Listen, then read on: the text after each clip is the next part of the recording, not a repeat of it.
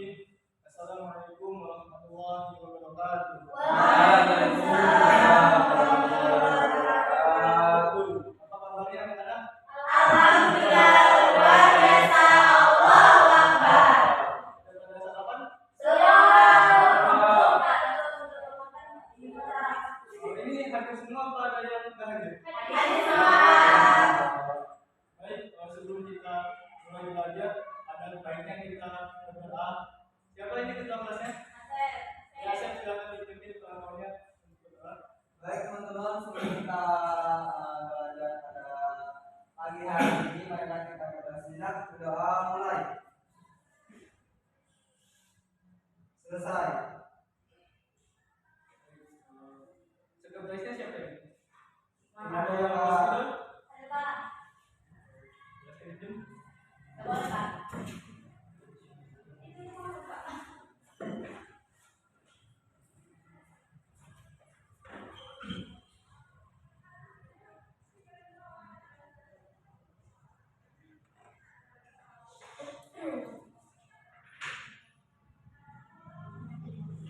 Pada pertemuan hari ini kita akan membahas materi tentang adab berpakaian.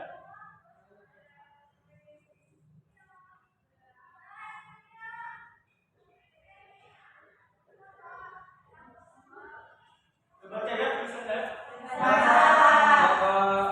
Fokusnya fokus pada tahap. Baik, yang pertama itu ada adab berpakaian bagi laki-laki dan ada adab berpakaian untuk perempuan.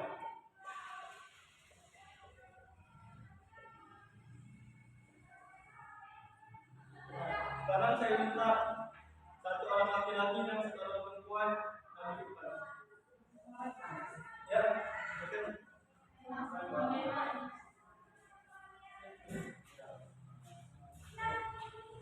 Kalau kalian lihat, ini Bagas ya namanya. Ya. Menurut kalian nih, apakah Bagas dalam berpakaian sudah sesuai dengan adab-adab dalam Islam? Kalau untuk yang perempuannya, kenapa sesuai? Ada yang tahu? Ada yang bisa menjelaskan? Nanti saya kasih roti. Ya, Seorang Pak, terus tidak benar-benar dan berpakaian. bagus jawaban dari Asep, sudah betul. Silakan kalian berdua duduk kembali. Ya, jadi anak-anak, Islam itu bukan hanya mengatur soal ibadah, bukan hanya mengatur soal tauhid dan muamalah, tapi Islam juga mengatur soal akhlak adab. Salah satunya adalah adab berpakaian yang akan kita pelajari pada pagi hari ini. Kita mulai dulu dari adab berpakaian laki-laki. Nah, yang pertama itu harus menggunakan pakaian yang halal dan baik. Jadi kita sebagai seorang muslim tidak boleh berpakaian dari hasil mencuri. Itu hukumnya haram.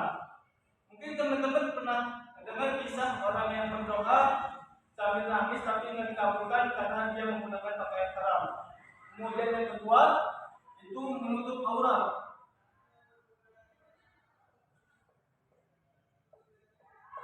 Ada yang tahu batasan aurat bagi laki-laki? Ya, silakan dijelaskan. Dari pusat hingga lutut. Masya Allah. Kemudian yang selanjutnya adalah tiga bermewah kemahan.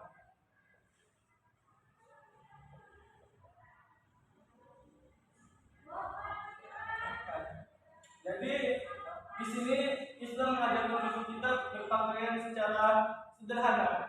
Namun bukan berarti pakaian sederhana itu pakaian yang jelek dan cuma cantik.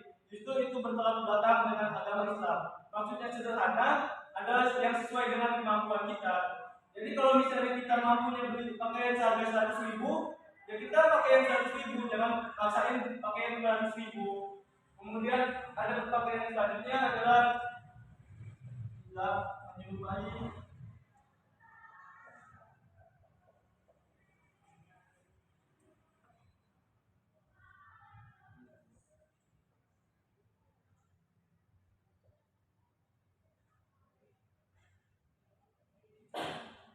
tidak menyerupai lawan jenis.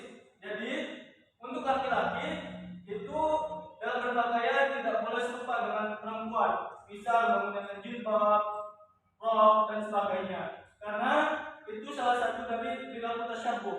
Man tasyabbaha biqaumin fa huwa minhum. Selanjutnya tidak boleh menyerupai orang-orang kafir. Di sini ada yang mengidolakan orang-orang Islam seperti K-pop atau siapa gitu. Nah, dalam berpakaian kita tidak boleh menyerupai seperti mereka. Misalnya yang laki celananya bolong-bolong, terus pakai kaos yang nggak jelas gambar-gambarnya, itu dilarang dalam Islam. Selanjutnya adalah ada berpakaian bagi perempuan. Kurang lebih sama kayak ada berpakaian bagi laki-laki, tapi ada lebih spesifiknya. Yang pertama itu batasan auratnya. Nah, ada yang tahu batasan aurat bagi perempuan?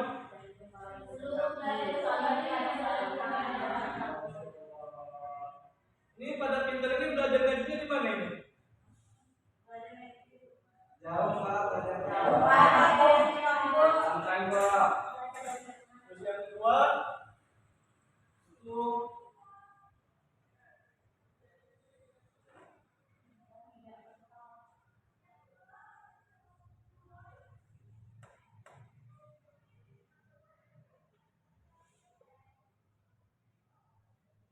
ini yang perlu diperhatikan teman-teman. Terkadang perempuan itu walaupun pakai jilbab, tapi misal bawahannya lepis, kemudian atasannya kaos, itu menurut kalian apa sesuai adatnya atau enggak? Ya. Nah, kalau misalnya seorang muslimah berpakaian yang ketat, merawang, walaupun dia berhijab, itu bisa dikatakan dia belum sesuai dengan adat-adat berpakaian dalam Islam. Karena seorang muslimah itu dianjurkan untuk menggunakan pakaian yang longgar, kemudian tidak transparan, agar apa? Agar lekuk tubuhnya itu tidak terlihat oleh orang lain, khususnya kaum laki-laki. Nah, jadi pesan Bapak untuk kalian para akhwat, jagalah aurat kalian, karena kalian ini adalah perhiasan bagi suami kalian kelak. Nah, bisa kita ibaratin, jangan sampai kita sebagai perempuan itu menjadi tontonan bagi para kaum laki-laki. Contohnya Asep lah, itu bahaya kalau misalnya Asep yang perempuan yang pakaiannya nggak bagus, itu bahaya bagi kita. Kemudian selanjutnya, kalau misalnya pakai parfum, itu nggak boleh terlalu wangi.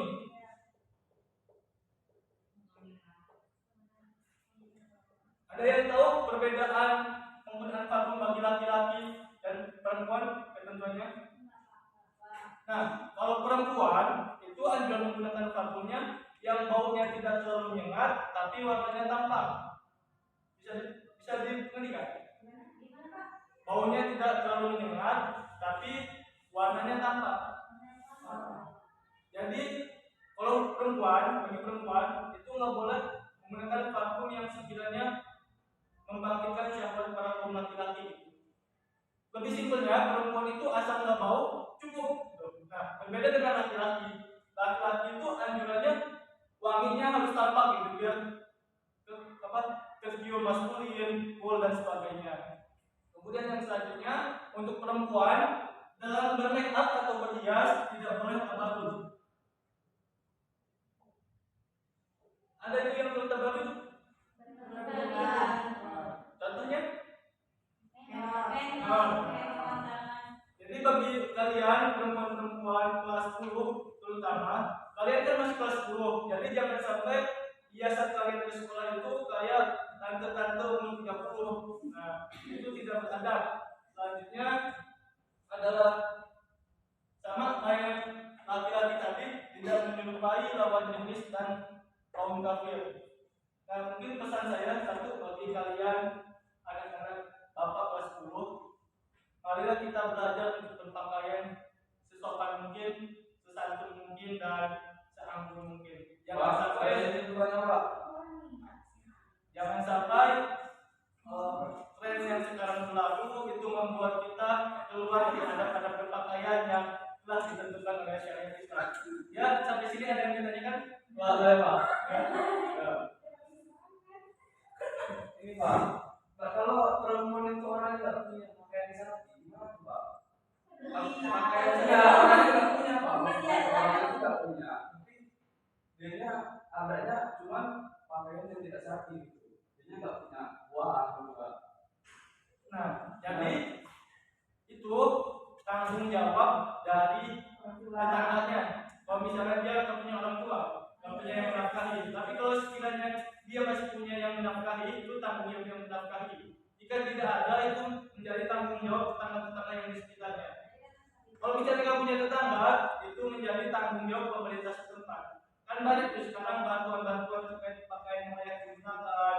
Dan saya rasa zaman sekarang itu setidak mampu-mampunya orang pasti minimal punya pakaian yang cukup menutupi auratnya.